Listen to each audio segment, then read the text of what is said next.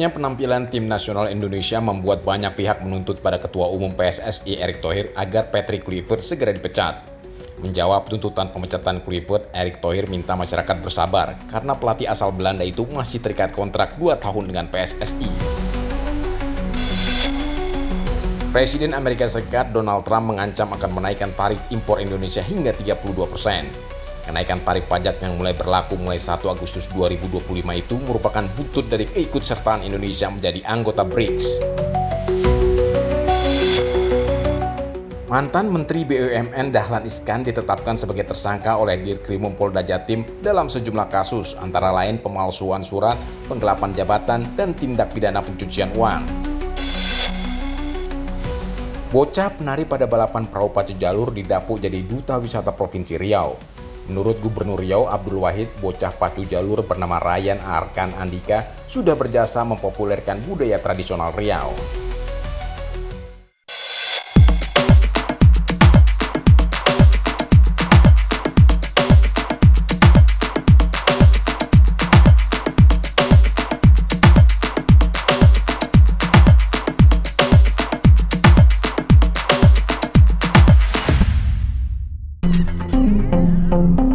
Masih buruknya penampilan timnas senior Indonesia juga berimbas pada kinerja pelatih timnas Indonesia Garuda Patrick Kluivert yang masih jauh dari harapan publik sepak bola tanah air.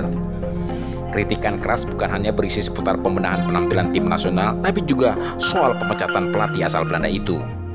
Usulan pemecatan pelatih asal Belanda itu terutama datang dari Andre Rosiade yang menginginkan pelatih asal Belanda itu dipecat jika gagal membawa Indonesia ke Piala Dunia 2026. Mendapat kritikan keras dari Andre Rosiade soal tuntutan pemecatan Patrick Kluivert, Ketua Umum PSSI Erick Thohir akhirnya buka suara. Erick Thohir menegaskan bahwa Patrick Kluivert memiliki kontrak 2 tahun dengan PSSI sebagai pelatih tim nasional Indonesia. Coach Patrick ada kontrak 2, ya kita tunggu. Coach Mochi ada kontrak 2, ya kita tunggu gitu. Semua nggak usah kesusu, semua membangun. Saya pun ya sebagai ketua umum sampai 2027 ada waktunya semua. Erick Thohir juga meminta masyarakat dan semua pihak bersabar karena PSSI tengah berusaha meningkatkan performa timnas Indonesia di bawah asuhan Patrick Kluivert. Pada akhir Juni lalu, penasihat tim Semen Padang Andre Rosiade menegaskan Patrick Kluivert harus dipecat sebagai pelatih tim nasional Indonesia jika gagal membawa skuad Garuda lolos ke Piala Dunia 2026. Kalau gagal di putaran keempat Indonesia tidak lolos, ya menurut saya Patrick Kluivert dan kawan-kawan harus dipecat. Ya itu dong konsekuensi. Anda memilih memecat Sintayong dalam rangka untuk meraih prestasi yang lebih baik, apa? Lolos langsung Piala Dunia. Kalau Kluivert tidak mampu, ya harus dipecat Kluivertnya, apalagi dukungan luar biasa. Seperti kebanyakan warga negara Indonesia, Andre Rosiade juga berharap Patrick Kluivert dan kawan-kawan bisa menunjukkan kualitas dan kemampuannya mendongkrak performa timnas Indonesia.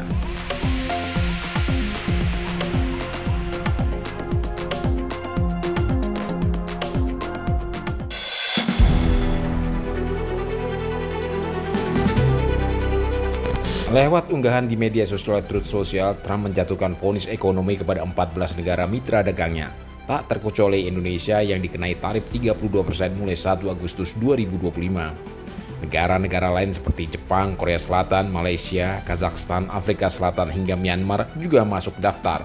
Tarif beragam mulai 25% hingga 40%, dalilnya untuk melindungi industri Amerika.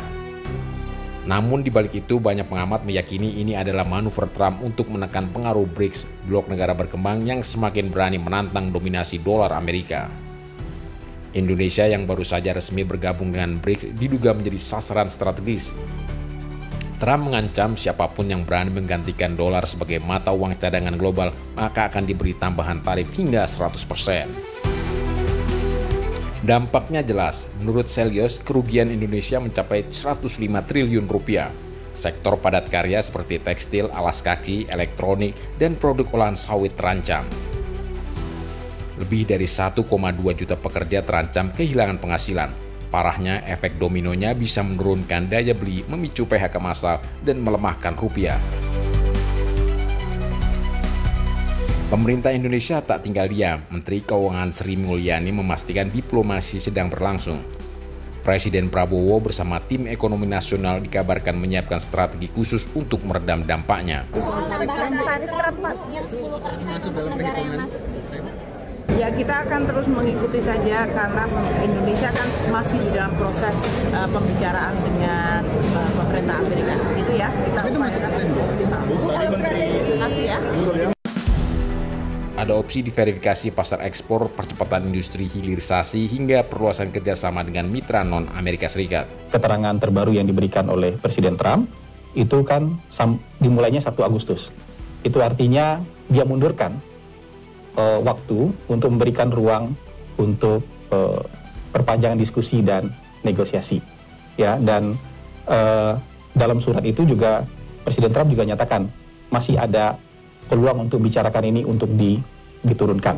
Ada beberapa minggu kesempatan kita untuk bernegosiasi dan bangsa kita, pemerintah kita sangat optimis dengan negosiasi karena kita juga tahu kita berhubungan baik dengan semua negara, ya, termasuk Amerika Serikat.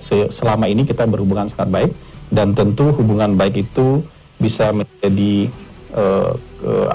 modal sosial yang bagus untuk melanjutkan diskusi dan negosiasi di sana. Nah, untuk keterangan lengkapnya nanti mohon bersabar teman-teman, kita tunggu Bapak Menko Perekonomian hadir sampai di DC dan bisa menyampaikan update kepada kita semua. Namun banyak yang bertanya mengapa hanya negara-negara yang dekat dengan BRICS yang ditargetkan.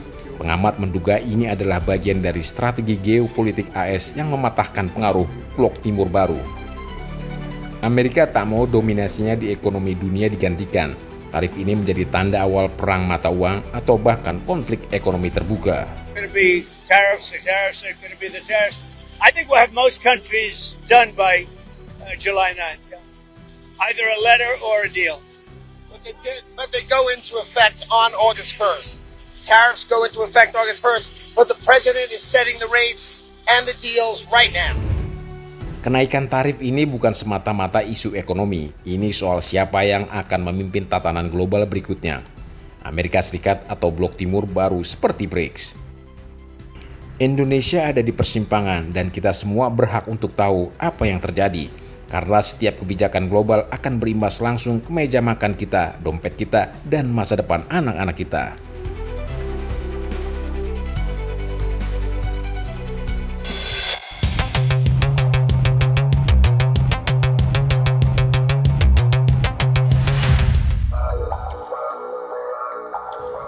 Mantan Menteri BUMN Dahlan Iskan ditetapkan sebagai tersangka oleh Direktorat Kriminal Umum Polda Jatim. Tidak tanggung-tanggung, Polda Jatim menetapkan Dahlan Iskan sebagai tersangka dalam beberapa kasus antara lain pemalsuan surat, penggelapan jabatan, dan tindak pidana pencucian uang. Penetapan status tersangka Dahlan Iskan membuat mantan bos media grup Jawa Pos dengan cepat beredar di media sosial X dan sempat menjadi trending topik. Seperti dilansir dari tempo.co.id, status Dahlan Iskan ditingkatkan dari saksi menjadi tersangka berdasarkan dokumen yang ditandatangani Kepala Subdirektorat Reserse Kriminal Umum Polda Jawa Timur, Ajun Komisaris Besar Arif Fidi pada Senin 7 Juli 2025. Menanggapi dinaikannya status Dahlan Iskan sebagai tersangka, pengacara Dahlan Iskan Johannes Dipa Wijaya mengatakan belum menerima pemberitahuan resmi dari Polda Jatim terkait status kliennya. Dahlan Iskan bukan pertama kalinya terjerat kasus hukum. Beberapa kasus hukum pernah menjerat mantan Direktur PLN periode 2009 hingga 2011. Pada 2015, ia ditetapkan sebagai tersangka oleh Kejaksaan Tinggi Kejati DKI Jakarta terkait dugaan korupsi pembangunan 21 gardu induk senilai 1,063 triliun rupiah. Pada 27 Oktober 2006, Kejaksaan Tinggi Jawa Timur menetapkan Dahlan Iskan sebagai tersangka dalam kasus dugaan korupsi penjualan aset PT Pancawira Usaha. Pada 2017, Dahlan Iskan ditetapkan sebagai tersangka oleh Kejaksaan Agung terkait dugaan korupsi pengadaan 16 unit mobil listrik senilai 23 miliar rupiah untuk KTT APEC 2013.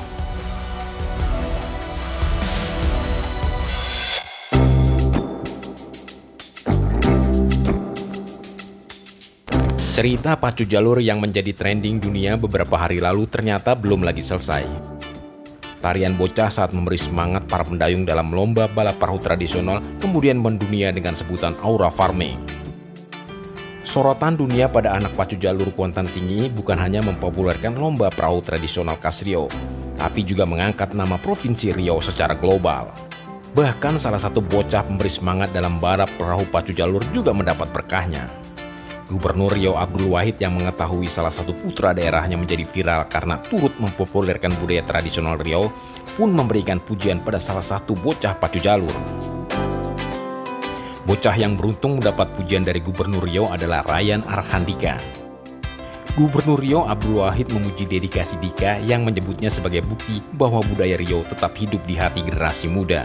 Riau jadi terkenal, budayanya terangkat, mudah-mudahan pariwisata kita banyak kunjungannya ya, meningkat kunjungannya ya, sehingga ekonomi masyarakat juga terbantu. Oleh karena itu saya mengangkat Dika sebagai Duta Pariwisata Riau. Selain mendapat undangan dari Gubernur Provinsi Riau, Ryan Arhan juga dikenal dengan sebutan anak Jokowi, rencananya juga diundang datang ke Kementerian Pariwisata. Perjalanan Dika menjadi bocah pacu jalur yang kemudian melambungkan namanya hingga belahan dunia lain ternyata tidak sembarangan.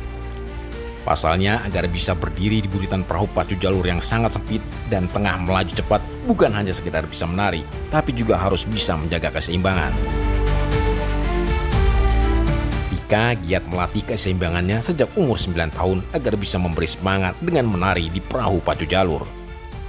Selain mendapat apresiasi dan ditetapkan sebagai Duta Wisata oleh Provinsi Riau, Dika juga mendapat sumbangan pendidikan 20 juta rupiah.